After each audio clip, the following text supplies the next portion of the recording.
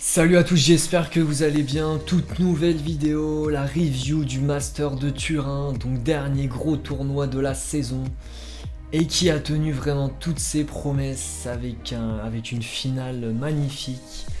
On débriefe tout ça, c'est parti, l'analyse de la finale.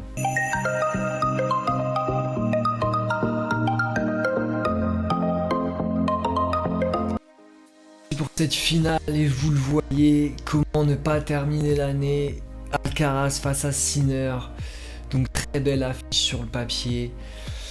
Léger avantage pour Alcaraz avant cette finale, 11 victoires à 7 et 7 victoires à 4 sur dur. Mais pour moi, l'Italien partait légèrement favori, compte tenu de son tournoi, de son état de forme. On regarde tout de suite ce que ça a donné. Vous le voyez, Sinner 7 et 2h15 de match, donc 7-6, 7-5. Et ça confirme sa forme et sa confiance en indoor. Vraiment très impressionnant tout au long de la semaine. Et il l'a confirmé sur cette finale. Victoire méritée. Méritée, même si Alcaraz n'a pas fait un mauvais match. C'était vraiment une très belle finale. Et l'Espagnol a même obtenu une balle de 7 dans le premier. Magnifiquement sauvé par Sinner. Donc très gros service de l'Italien tout au long du match. Même si dans le deuxième il a légèrement moins bien servi. Et il était en difficulté sur ses deuxièmes balles. Donc Alcaraz en a profité, il a fait le break dès le début du deuxième set.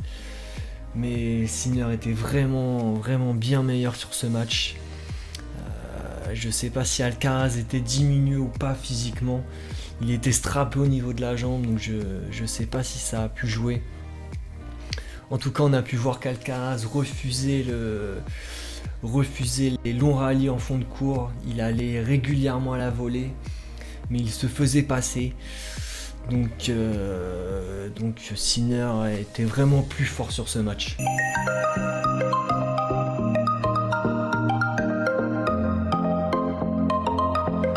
On enchaîne avec les meilleurs matchs dans ce tournoi. Le premier, évidemment, c'est cette finale. Donc le deuxième, c'est le match de poule entre Alcaraz et Taylor Fritz, que j'ai trouvé intéressant.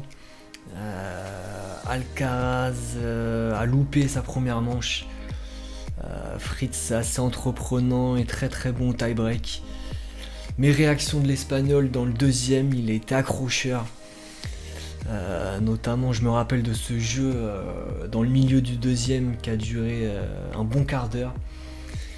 Donc très belle victoire de l'Espagnol et très beau match de tennis. Deuxième meilleur match, pareil, c'est en groupe, c'est Musetti de Minor, donc très sympa. Deux joueurs avec un petit peu le même style de jeu, contreur, défenseur.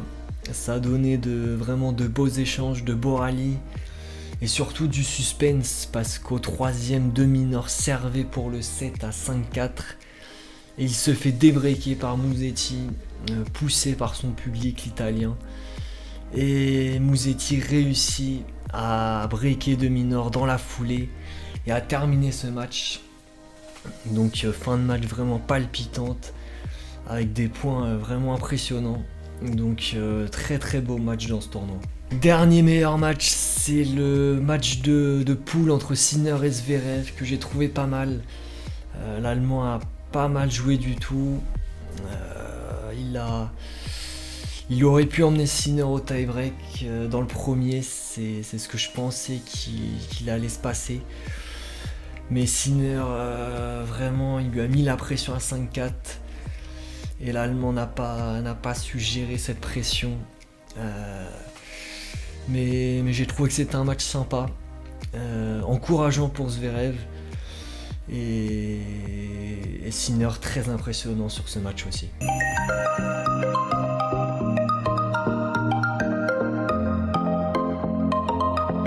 Allez, c'est parti pour les flops dans ce tournoi. Le premier, c'est Alexander Zverev. Donc malgré son bon match face à Sinner, pour moi il doit faire mieux face à Auger-Aliassime. C'est un match pour se qualifier en demi et il ne gère pas bien, il joue pas bien.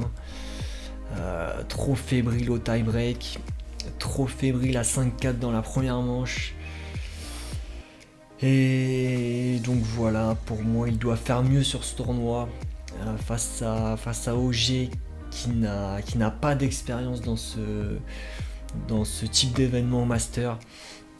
Il aurait dû au moins prendre un set face à OG. Et au final, il sort en poule. Et ça illustre sa saison qui a été très très compliquée. Le deuxième flop pour moi dans ce tournoi, c'est l'américain Taylor Fritz, donc finaliste l'année dernière. Et cette année, donc pareil, il sort en poule. Et pourtant, il commence bien, il fait un bon match contre Musetti. Il fait un bon match contre Alcaraz, mais il craque au troisième. Et je pense que cette défaite, ça a dû lui faire mal. Parce qu'après, il perd contre Dominor, alors que c'est un match qu'il doit largement gagner. Face à l'Australien qui était vraiment pas bien avant ce match. Et donc il perd en poule. Et tournoi au final très décevant pour l'Américain.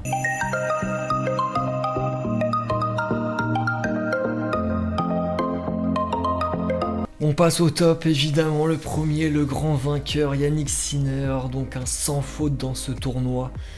Pas un set de concédé, c'était vraiment impressionnant. Costaud de bout en bout à chaque match. Vraiment très solide dans les moments clés. Franchement, il n'y a rien à dire. Il finit 2025 en beauté. Et surtout très très fort en indoor. Je crois qu'il n'a pas perdu depuis 2 ans sur cette surface. Donc c'était vraiment un très bon tournoi pour l'Italien. Et ça récompense une très belle saison 2025. Deuxième top, Alcaraz. Donc pareil, bon tournoi pour l'Espagnol. Même s'il s'est fait peur sur les premiers matchs. Il a gardé un petit peu ce niveau assez bas qu'il avait à Bercy. À Paris, pardon. Donc en difficulté face à Dominor, notamment dans le premier, pareil face à Fritz, en difficulté dans le premier set. C'était mieux contre Musetti, contre Roger, il a été vraiment très très bon, très impressionnant. Et face à Sinner, il fait pas un mauvais match vraiment, mais en dessous de l'Italien.